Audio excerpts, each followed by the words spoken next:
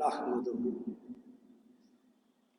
ونصلي ونسلم على رسوله النبي الكريم أما بعد أعوذ بالله من الشيطان الرجيم بسم الله الرحمن الرحيم وما خلقت الجن والإنس إلا ليعبدون صدق الله العلي العظيم وصدق رسوله النبي الكريم. معزز حاضرین و ناظرین گرامی قدر، عزیز طلباء و طالبات، ہمارا آج کا موضوع ہے عبادات اسلامی کے فوائد جسمانی. الحمدللہ جی سی یونیورسٹی میں آج کا دن ہمارے 123ویں سالانہ اسپورٹس کا دن ہے، اور اس اسپورٹس کے ذریعے ہم اپنے طلباء و طالبات کی ذہنی تر و تازگی اور ان کی جسمانی فٹنس کا اور جسمانی صحت کا اہتمام کرتے ہیں. اسی اعتبار سے جب ہم عبادات اسلامی کا جائزہ لیتے ہیں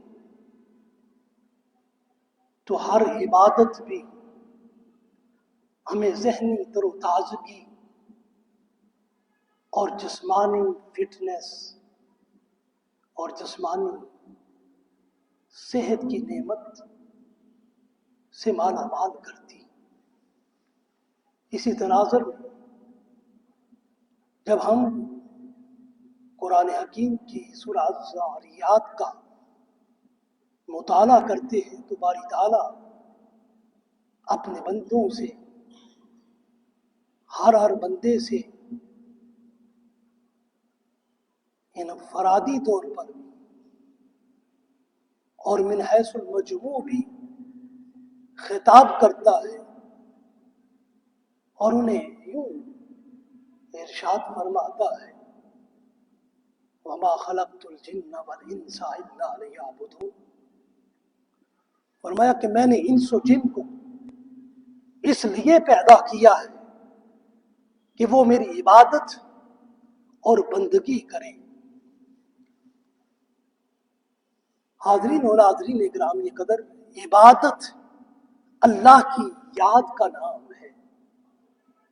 یہ عبادت الہیہ شکستہ دلوں کا سہارا ہے.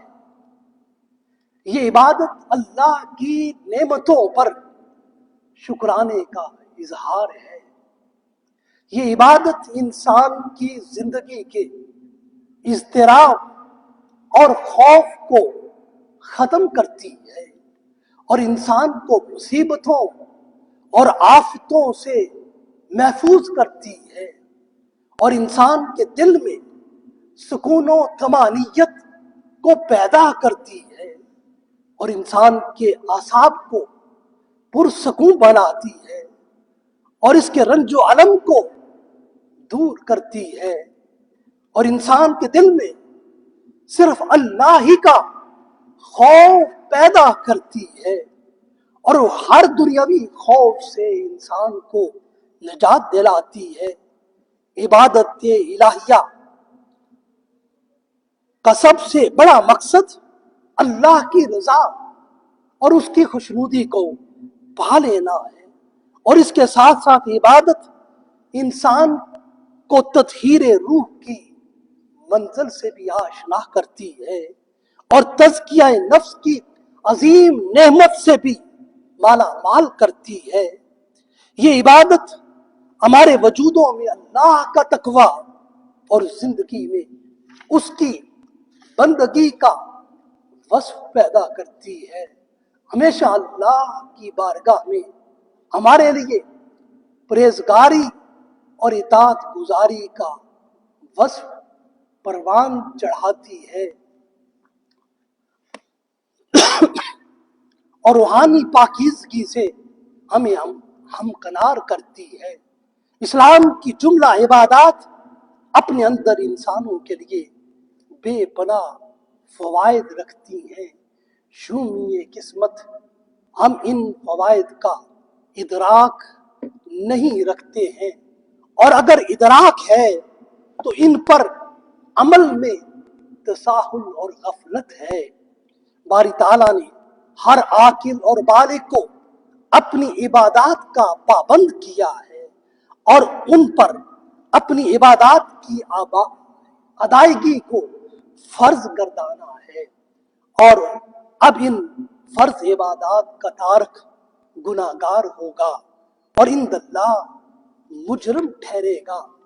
حاضرین و ناظرین گرامی قدر، عبادت ہمیں فحش اور منکرات سے بچاتی ہے۔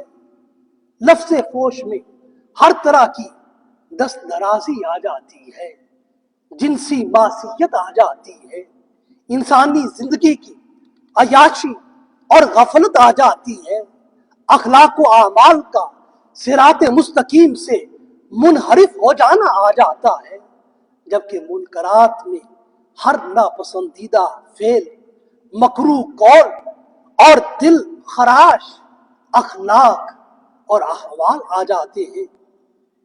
عبادت تمام تر فحش چیزوں سے، بے حیائی کی چیزوں سے ہمیں بچاتی ہے اور تمام تر منکرات سے محفوظ کرتی ہے۔ عبادت کے لیے باری تعالیٰ نے اوقات کی بھی تعیین کر دی ہے۔ انسانی زندگی میں شرعاً تغییر اوقات اور تغییر حالات سے تغییر احکامات لازم آتے ہیں، حتیٰ کہ خود انسانی جسم بھی تغییر اوقات اور تغییر حالات سے شدید متاثر ہوتا ہے۔ تغییر اوقات کا اثر انسان کی روحانیت کو بھی بہت زیادہ متاثر کرتا ہے۔ کچھ احکام شرعیہ روزانہ کے اوقات کے ساتھ بندوں کی زندگیوں کے ساتھ مختص ہوتے ہیں، کچھ احکامات ہفتے کے اوقات کے ساتھ مختص ہیں، کچھ احکامات مہینوں کے اوقات کے ساتھ لازم ہیں، کچھ احکامات ایک سال اور سالوں کے اوقات کے ساتھ انسانی زندگی میں ظاہر ہوتے ہیں۔ حاضرین و ناظرین گرامی قدر، ہفتے کے اوقات کے ساتھ جڑے شرعی احکامات میں سے صلاۃ الجمعہ ہے، سال کے اوقات کے ساتھ متصل شرعی احکام میں سے رمضان المبارک ہے، زکوٰۃ کا عمل ہے، عید کی نمازیں ہیں۔ یوں عبادت کا عمل انسان کی ساری زندگی کو محیط ہے اور اس کا احاطہ کیے ہوئے ہے۔ حاضرین و ناظرین گرامی قدر، بسا اوقات یہ اوقات جو عبادت کے لیے اللہ نے مقرر کیے ہیں، یہ ہمیں اپنی طرف اس طرح متوجہ کرتے ہیں کہ یہ ہمیں اللہ کا اس خاص لمحے میں مکرم بندہ بنا دیتے ہیں۔ نماز کے لیے وقت کی تعیین کی گئی ہے تاکہ انسانی دل اس وقت اللہ کی عبادت کی طرف کاملاً متوجہ ہو جائے۔ معاشرتی اعتبار سے انسانوں میں ایک نظم اور ایک ضبط وقت کی تعیین ہی سے پیدا ہوتا ہے۔ عدم تعیین پر ہر شخص اپنی مرضی کرتا ہے اور اس سے طرح طرح کے تنازعات جنم لیتے ہیں۔ اس لیے جس امر کی تعیین نہ ہو اس میں ہر شخص اپنی مرضی کرتا ہے، اپنی رائے دیتا ہے، خواہ اس رائے کا نقصان اس کی ذات کو ہو یا سب کو ہی کیوں نہ ہو۔ تعیین اوقات سے انسان عبادت کی تیاری کا عمل شروع کر دیتا ہے اور پابندی وقت کا خاص خیال اور لحاظ کرنے لگتا ہے۔ عبادت و صلات کا انتظار بھی انسان کے اندر صبر کی خصلت کو پیدا کرتا ہے۔ تعیین وقت میں عبادت کی ادائیگی کے بعد اس عبادت کا اثر بھی انسانی جسم میں ایک خاص وقت تک برقرار رہتا ہے۔ تعیین وقت کا امر انسان سے غفلت کا خاتمہ کرتا ہے اور اس کے دل و جان کو عبادت اور اطاعت الہیہ کی طرف راغب کرتا ہے۔ مسلمان کے دل میں اس تعیین وقت کی بنا پر عمل عبادت کے ساتھ تعلق و ربط قائم ہو جاتا ہے اور یوں انسان وقت کے بندھے ہوئے اس نظام سے باہر نہیں نکلتا ہے۔ انسان کا یہ وقت ہی اس کی حیات ہے اور یہ حیات ہی اس کی عبادت الہیہ ہے۔ اس لیے عبادت اور حیات کے جملہ معاملات میں یہی کہا جاتا ہے لا تؤخر عمل اليوم لغد، کہ آج کا کام کل پر مت چھوڑو، اس لیے کہ آنے والا کل اپنے ساتھ بے شمار کام لے کر آتا ہے، اور جو آج کے کام ہیں ان کو آج ہی بجا لایا جائے۔ آج کو ہر کوئی دیکھ رہا ہے، کل کی کسی کو کوئی خبر نہیں ہے۔ جو فرد اور قومیں اپنے آج کو سنوار لیتی ہیں ان کا کل بھی سنور جاتا ہے۔ حاضرین و ناظرین گرامی قدر، بلا شبہ انسان کے بڑھاپے کے وقت میں اس کے لیے عبادت ہی ایک بہت بڑا سہارا بن جاتی ہے۔ جسمانی اعضاء کے ضعف کی وجہ سے ہر وقت یہ دغدغہ اور یہ کھٹکا لگا رہتا ہے کہ کب طبیعت اور صحت بگڑ جائے اور بندہ بالکل معذور اور اپاہج ہو کر دوسروں کا محتاج ہو جائے۔ اس لیے ہر عمر میں ہر وقت ہر انسان عبادت الہیہ کے ذریعے خود کو خوش رکھنے کی کوشش کرتا ہے۔ عبادت انسان میں پختہ کردار پیدا کرتی ہے اور اس کے نفس میں خشیت الہیہ کی کیفیات کو پروان چڑھاتی ہے، اور عبادت ہی انسان کو ہر خوف اور خطر سے محفوظ کرتی ہے۔ عبادت کا عمل انسان میں آخری عمر میں بھی محنت اور مجاہدے کے جذبات کو پیدا کرتا ہے۔ بڑھاپے میں خدمت خلق کا جذبہ اگر وجود میں پروان چڑھ جائے تو انسان کی عمر کا ہر لمحہ پرکیف اور پرسرور ہو جاتا ہے اور خوشیوں سے مالا مال ہو جاتا ہے۔ عموماً انسان عبادت اللہ کے حکم کے علاوہ اپنی مختلف ضروریات کے تناظر میں بھی کرتا ہے۔ عبادت میں کبھی ہم اپنے کسی مسئلے کا حل چاہتے ہیں اور وہ مسئلہ ہماری زندگی میں بڑا واضح ہوتا ہے، مگر انسانی مدد سے اس مسئلے کا حل ہمیں میسر نہیں آتا ہے۔ ہم خدائی مدد کے لیے اللہ کے حضور حاضر ہو کر اس مسئلے کو اس کی بارگاہ سمدیت میں پیش کرتے ہیں اور اس کی عبادت کر کے اس مسئلے کو اس کی مدد سے حل کرتے ہیں۔ کبھی ایسا ہوتا ہے ہماری زندگی مسلسل مشکلات میں گر جاتی ہے اور کچھ مضبوط اعصاب کے لوگ ان مسائل حیات کو حل کر لیتے ہیں اور یا ان کے حل کے لیے دنیاوی مسلسل جد و جہد کرتے رہتے ہیں، جبکہ کچھ کمزور اعصاب کے افراد ہوتے ہیں، ان کی زندگی جب مشکلات اور مصائب کا شکار ہوتی ہے تو وہ رشتہ داروں، دوستوں اور جاننے والوں سے مدد طلب کرتے ہیں۔ یوں وہ اپنے دکھ کو سکھ میں بدلنے کی کوشش کرتے ہیں، اور کبھی کبھی مضبوط اور کمزور اعصاب والے دونوں مشکلات حیات اور مسائل حیات کے سامنے بے بس ہو جاتے ہیں اور اپنی بے بسی اور اپنی بے کسی کا کھلم کھلا اظہار کرتے ہوئے نظر آتے ہیں۔ اب ان لوگوں کے سامنے مخلوق خدا سے مدد کے تمام دروازے بند ہو جاتے ہیں یا ان کو بند وہ نظر آتے ہیں اور یہ اپنی زندگی کے مسائل سے مایوس ہو جاتے ہیں، اب وہ خدائی مدد کے لیے اللہ کے در کا رخ کرتے ہیں، اپنے دکھ، درد، رنج اور غم اللہ کے حضور اس یقین کے ساتھ پیش کرتے ہیں، لا تقنطوا من رحمت اللہ، لا تقنطوا من رحمت اللہ، کہ اللہ کی رحمت سے کبھی زندگی کے مشکلات اور مصائب میں گھبرانا نہیں ہے، پریشان نہیں ہونا ہے، اللہ کی رحمت سے کبھی بھی مایوس نہیں ہونا ہے، اللہ کی رحمت اور مدد و نصرت سے فرمایا کبھی بھی زندگی کے مشکل ترین لمحات میں بھی مایوس نہ ہونا، اور یہ یقینی، حتمی اور قطعی امید رحمت ان کو اللہ کے حضور عبادت گزار، اطاعت گزار اور فرما بردار بنا دیتی ہے۔ اب وہ جو عبادت میں مشغول ہوتے چلے جاتے ہیں، ان کی مشکلات چھٹنے لگتی ہیں، ان کی تکالیف کم ہونے لگتی ہیں، ان کی پریشانیاں رخصت ہونے لگتی ہیں، اور اللہ کی عبادت ہی ان کے لیے نصرت الہیہ بن جاتی ہے۔ حاضرین و ناظرین گرامی قدر، اس لیے کہ یہ عبادت ان کے مایوس کن حالات اور مشکلات و مصائب میں گرے ہوئے اور بیماریوں اور تکالیف سے تنگ ان لوگوں کو وہ طاقت اور وہ قوت یہ عبادت فراہم کرتی ہے جس کا یہ تصور اپنی زندگی میں پہلے کبھی بھی نہ کر سکتے تھے۔ روزانہ کی عبادت، اللہ کی بارگاہ میں حاضری ان کے لیے ایک بہت بڑی قوت اور یہ عبادت ایک بہت بڑی طاقت بن جاتی ہے۔ عبادت الہیہ ان کی حیات کو تازگی دیتی ہے، ان کی حیات کو تابندگی دیتی ہے، ان کی حیات کو توانائی دیتی ہے، اور اللہ کی بندگی کی عظیم نعمت سے ان کو نوازتی ہے۔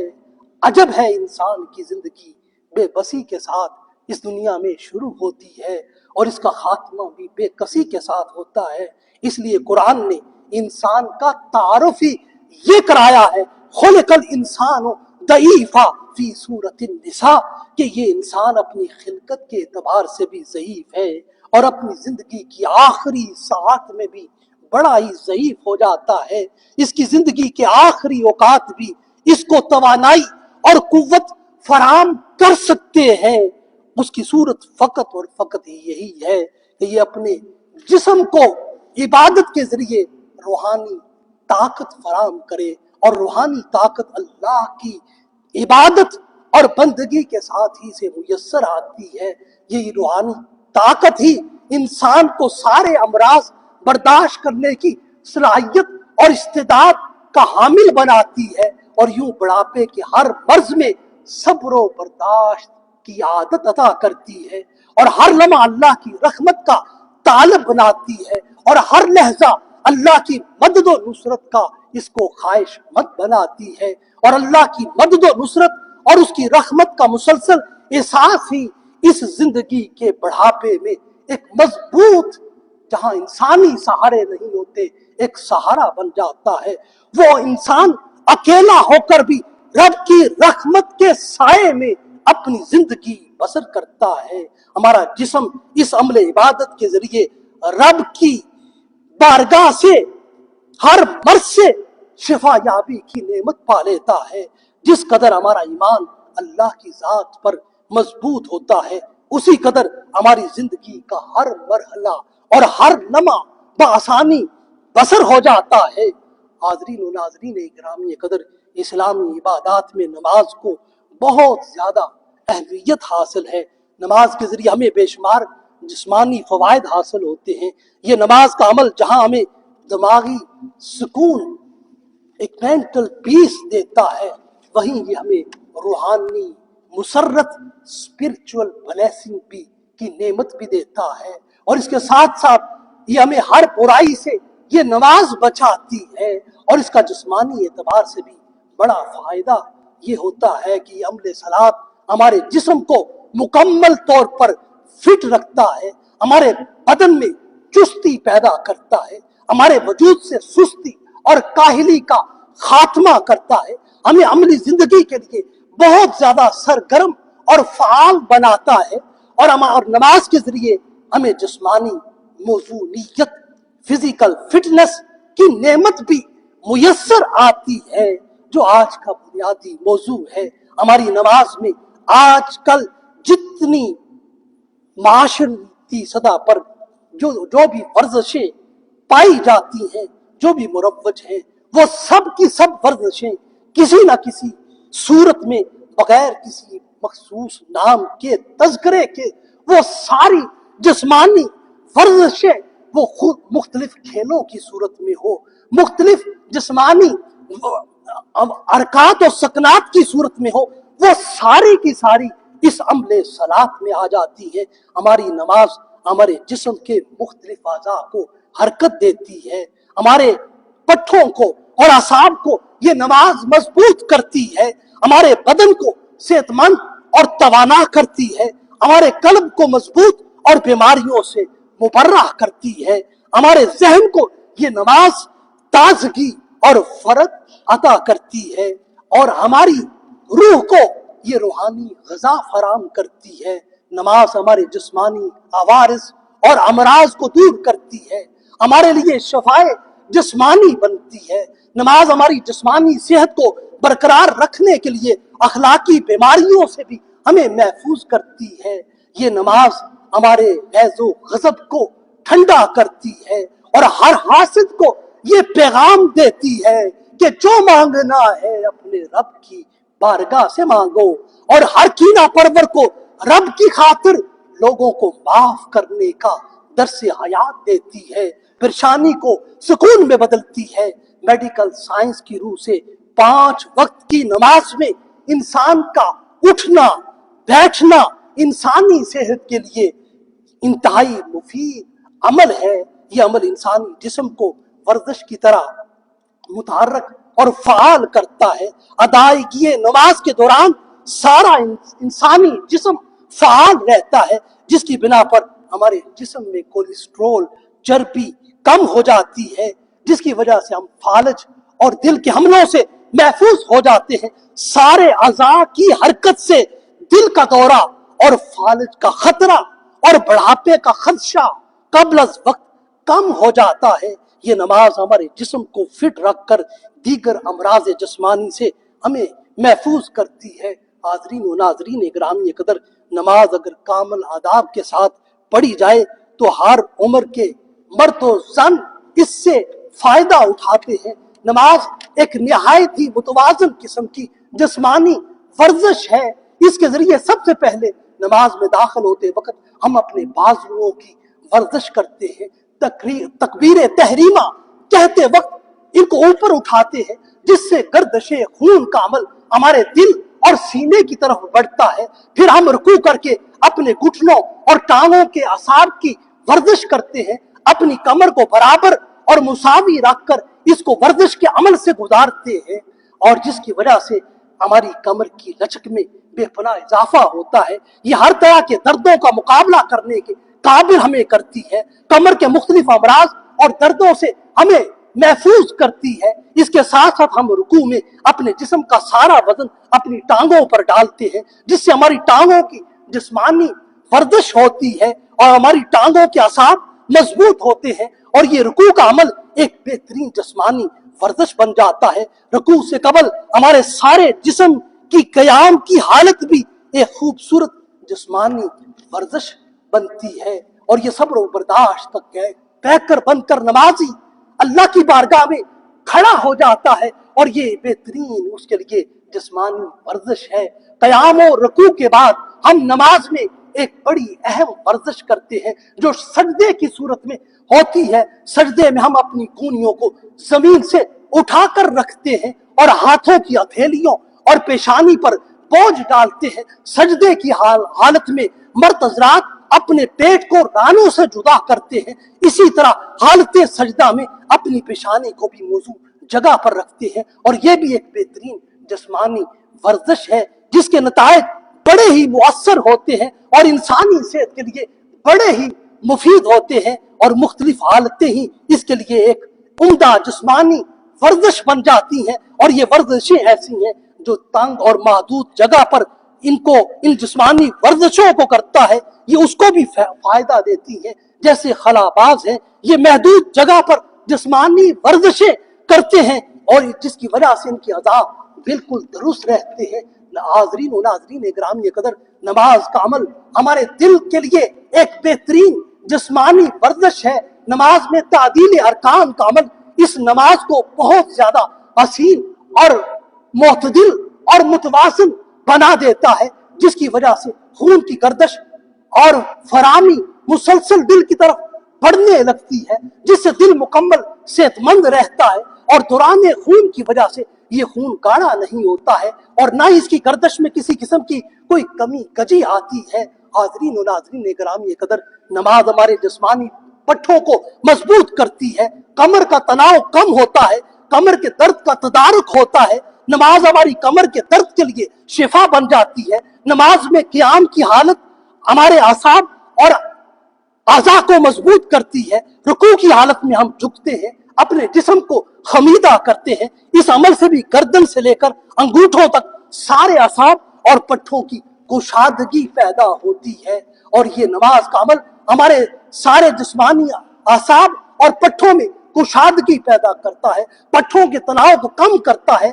नमाज में हमारे अकड़े कंधे कुशादा हो जाते हैं, हमारे हाथों और पांव की उंगलियों में मजबूती आ जाती है और 2, 3, 4 रख्तों के बाद सलाम फेरना हमारी गर्दन और चेहरे के पट्ठों को मजबूत करता है। सलाम के दौरान हमारे ये पट्ठे सिकुड़ते हैं और फैलते हैं। नमाज में रुकू और सजदे में आगे झुकना और फिर खड़े होना एक बेहतरीन जिस्मानी वर्जिश है। क़याम और रुकू का अमल हमारी रीढ़ की हड्डी को मजबूत करता है, हमारी तर्ज इकामत में हुस्न पैदा करता है। नमाज में ये सारी हरकत और सकनात हमें अल्लाह की बेपाया और बेपनाह रहमत का मुस्तहिक बनाती है। नमाज में ये सारे अज़ा की हरकत और सकनात बज़ाहिर इन्न मअल उसरे की हामिल है, मगर इसका नतीजा इन्न मअल युस्र की सूरत में जाहिर होता है।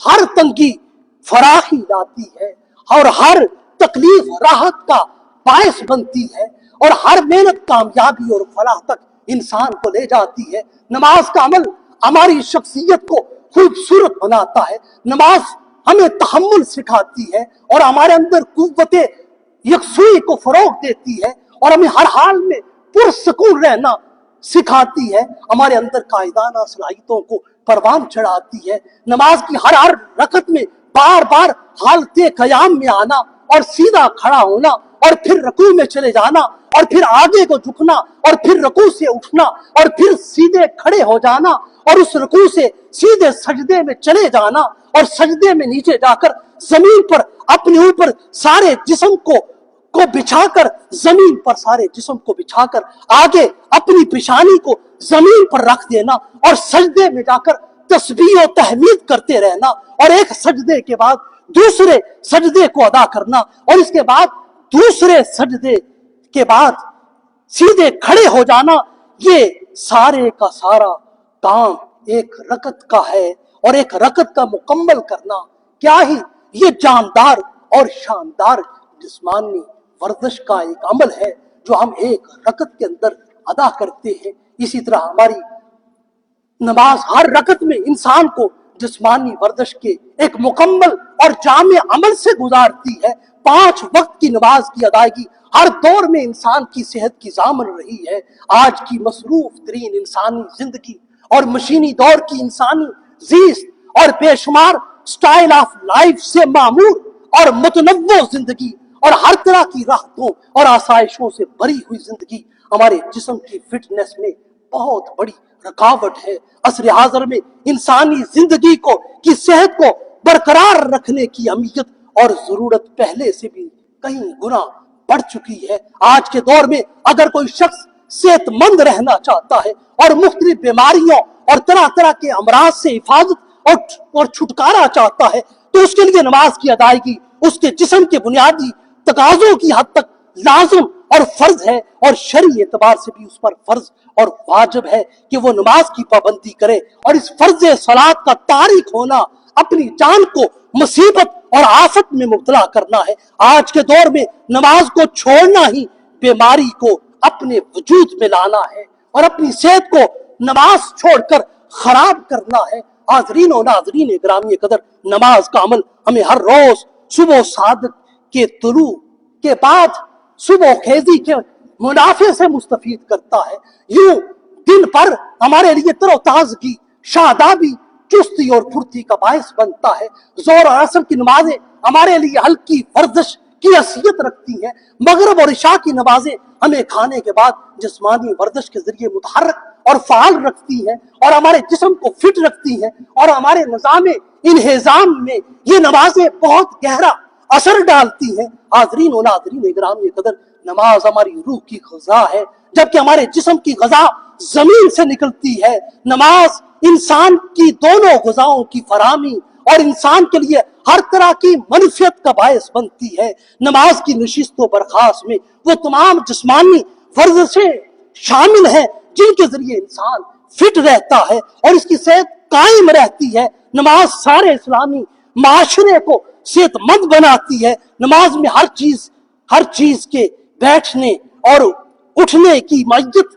एक मुख्तस है, बरकरार है। हर उज़्व की मायत मुकर्रर है, जिससे इंसानी जिस्म को बहुत ज्यादा नफा पहुंचता है। आज इंसान की जिंदगी में आसाइशों की फरावानी है, इसकी जिंदगी में तायुश का हर सामान मौजूद है। इसकी मशीनी जिंदगी ने इस इंसान को बेपनाह मसरूफ कर दिया है, मगर इसके जिस्म में सारी राहतों के बावजूद सुकून नहीं है।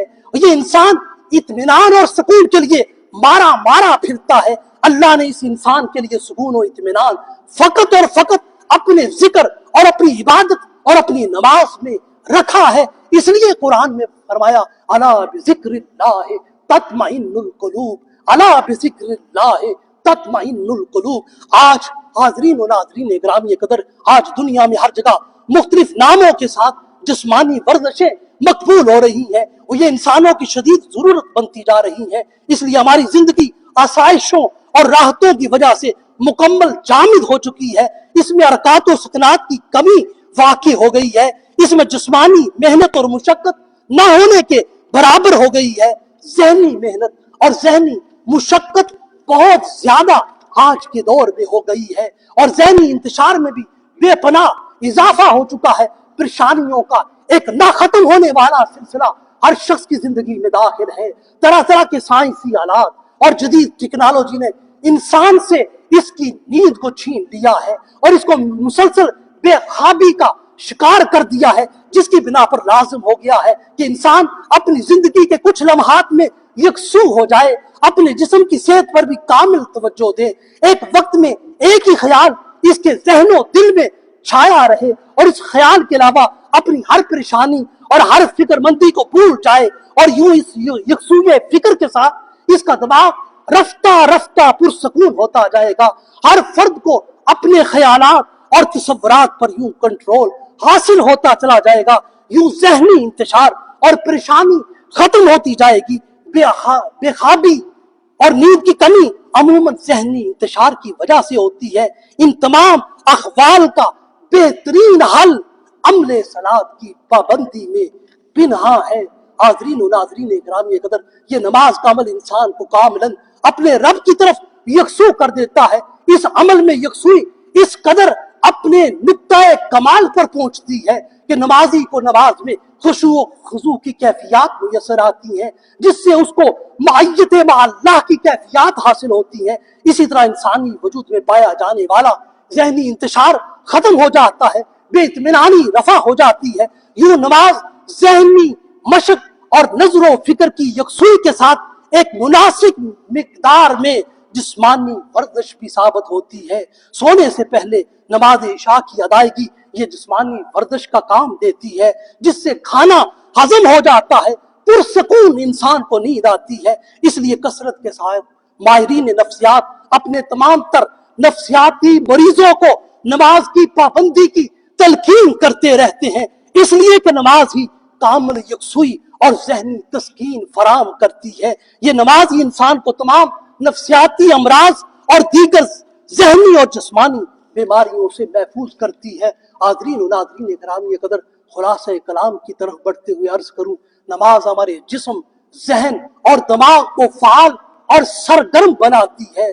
नमाजी जब हाथ उठाकर नियत बांधता है तो एक मखसूस बरकी रो हमारे दिमाग के खलियों को چارج کر دیتی ہے، اور اس برقی روح کی وجہ سے ہمارے عمل صلات کو روحانی صلاحیتوں سے واسطہ پڑتا ہے۔ یوں انسانی جسم کا روحانی تعلق اللہ سے جڑ جاتا ہے جب نمازی عالم ہو میں اور عالم یکسوئی میں پوری توجہ اور کامل انعماق کے ساتھ اللہ کی تسبیح کرتا ہے، اللہ کی تحمید کرتا ہے اور اللہ کی تسبیح و تحمید پڑھتا ہے، تو اس کی روح میں تمام تر توانائیوں کے ساتھ صفات الہیہ جذب ہو جاتی ہیں، اور اس کے سارے جسمانی نظام میں صفات اللہ سرایت کر جاتی ہیں۔ اس کے جسم کا رواں رواں اللہ کی پاکی اور اللہ کی عظمت کو بیان کرنے لگتا ہے۔ جو انسانی زبان پر سورہ فاتحہ کے الفاظ تلاوت کی صورت میں بلند ہوتے ہیں تو انوار الہیہ کا ایک جہاں انسان پر کھل جاتا ہے، اور انسان انوار قرآن کی رم جم میں چلا جاتا ہے، اور الحمدللہ رب العالمین کے کلمات انسان کا اللہ کے ساتھ تعلق ربوبیت اور کفالت خلق کا تعلق قائم کر دیتے ہیں۔ اور آگے بڑھتے ہوئے جو الرحمن الرحیم کے کلمات کی وہ تلاوت کرتا ہے تو یہ کلمات انسان کو اللہ کی بے پایاں شان رحمت سے وابستہ کر دیتے ہیں، اور انسان عالم تکوین میں رب کے جلال و جمال کے مشاہدے میں خود کو کھو دیتا ہے، اور یوں انسان اپنی منزل شوق میں آگے بڑھتا ہے تو وہ رب کی شان مالک یوم الدین سے آشنا ہو جاتا ہے، اور سارا عالم حشر و نشر اس کے سامنے واہ ہو جاتا ہے۔ انسان اپنے رب سے راز و نیاز کی باتیں کرتا ہے۔ اب عالم ناسوت و آخرت کو جان لینے کے بعد انسان کو خیال آنے لگتا ہے اس کا تعلق کس عظیم ذات کے ساتھ قائم ہے، اور وہ کیسے اور کس طرح اس کے در پر پہنچا ہے۔ اس انسان کو اپنی بے پناہ بے بسی اور بے کسی کا احساس ہونے لگتا ہے، اس کو یہ ادراک ہونے لگتا ہے کہ میں کہاں ہوں، اور اتنی عظیم شانوں والا رب کہاں میری اوقات ایک ذرہ حقیر کی ہے، اور رب کل ملکوت السماوات والارض کی شان کا مالک ہے۔ میرا وجود اس کی عطا ہے، اس کا وجود کل عالم کو محیط بھی ہے اور کل عالم کا خالق بھی ہے۔ میں اس کی بارگاہ میں لا شیء ہوں، لا ذات ہوں، ذات تو فقط اور فقط میرے رب کی ہے۔ ہر سو ذات حق کے اسے جلوے نظر آتے ہیں۔ انسان کے یہ احساسات جب درجہ یقین تک پہنچ جاتے ہیں تو وہ رب کی بارگاہ میں کہ اس کی حیثیت لا شیء کی ہے، لا ذات کی ہے، لا وجود کی ہے۔ وہ انسان اس دنیا میں فانی ہے، اس انسان کی حیثیت لا شیء لیس شیء کی ہے۔ تو اب رب کی رحمت اور اس رب کی بے پایاں استعانت بندے کو سنبھال لیتی ہے، اسے اپنی بارگاہ میں سجدہ عبادت کی توفیق اور اذن دیتی ہے۔ ایاک نعبد کے کلمات وہ اپنے عمل صلات اور اپنے عمل حیات میں دہرانے لگتا ہے، اور یہ سوچنے لگتا ہے کہ یہ ساری زندگی کیسے اور کس طرح گزارنی ہے۔ رب کی بارگاہ سے اس کی شان نصرت اور اس کو یوں سہارا دیتی ہے اور یوں زندگی گزارنے کا ضابطۂ حیات دیتی ہے۔ وَإِيَّاكَ نَسْتَعِينُ وَإِيَّاكَ نَسْتَعِينُ۔ حاضرین و ناظرین اکرام قدر، یہ ہماری نماز کا روحانی پہلو ہے۔ ہماری نماز کا سجدہ ہی ہماری زندگی کی کل حقیقت ہم پر عیاں کر دیتا ہے۔ جب ہم سجدہ کرتے ہیں تو ہماری سانس کی رفتار یا تو رک جاتی ہے یا انتہائی سست ہو جاتی ہے۔ اسی حالت سجدہ میں جب سانس ہمارے جسم کے اندر جاتا ہے تو آکسیجن کی ایک بہت بڑی مقدار ہمارے جسم میں داخل ہوتی ہے، اور وہ ہمارے پھیپھڑوں کے ذریعے ہمارے خون میں شامل ہو جاتی ہے۔ یہ آکسیجن ہماری ذہنی صلاحیتوں میں اضافہ کرتی ہے، ہمارے شعور میں پختگی پیدا کرتی ہے، ہماری جسمانی صحت میں اضافہ کرتی ہے۔ اسی حالت سجدہ میں ہمارے سانس کا دوسرا مرحلہ ہمارے جسم سے کاربن ڈائی آکسائڈ سانس کے ذریعے خارج ہوتا ہے۔ اسی طرح ہمارے سانس کے دو رخ ہیں، ایک میں سانس ہمارے جسم میں داخل ہوتا ہے، ایک میں ہمارے سانس جسم میں آتا ہے، اور دوسرے میں یہ سانس ہمارے جسم سے واپس جاتا ہے۔ سانس کا آنا بندے کو نیا خانہ دل میں اللہ کی ذات کے بہت زیادہ قریب کر دیتا ہے اور ذات حق کی معرفت سے آشنا کر دیتا ہے۔ یہ سانس کا آنا انسانی جسم میں عمل صعود ہے، عمل ترقی ہے، جبکہ سانس کا انسانی جسم سے نکلنا، واپس جانا، یہ ذات حق سے تعلق کو عارضی طور پر منقطع کرنے کی طرف اشارہ ہے۔ سانس کا انسانی جسم سے خارج ہونا ہمیں مظاہر حیات سے اور دنیاوی علائق سے اور اس دنیا سے وابستہ کر دیتا ہے، اور یہ عمل ذات حق کی معرفت سے بظاہر دوری اور نزول اور زوال کا سبب ہے۔ سجدے میں سانس کی حالت صعود ہمیں رب کے قریب کرتی ہے، اور سانس کی حالت نزول ہمیں رب سے دور کرتی ہے، اور یہی انسانی زندگی کی کل حقیقت ہے۔ وہ زندگی جو حالت صعود میں ہے وہی زندگی اللہ کی بندگی ہے، وہ زندگی جو حالت زوال میں ہے وہ زندگی مسلسل رب کی بارگاہ میں زندگی نہیں ہے بلکہ شرمندگی ہے۔ حاضرین و ناظرین گرامی قدر، نماز کے ان روحانی فوائد کے ساتھ یہ نماز ہمارے جسم کی عصر حاضر میں صحت کی سب سے بڑی ضمانت بھی ہے۔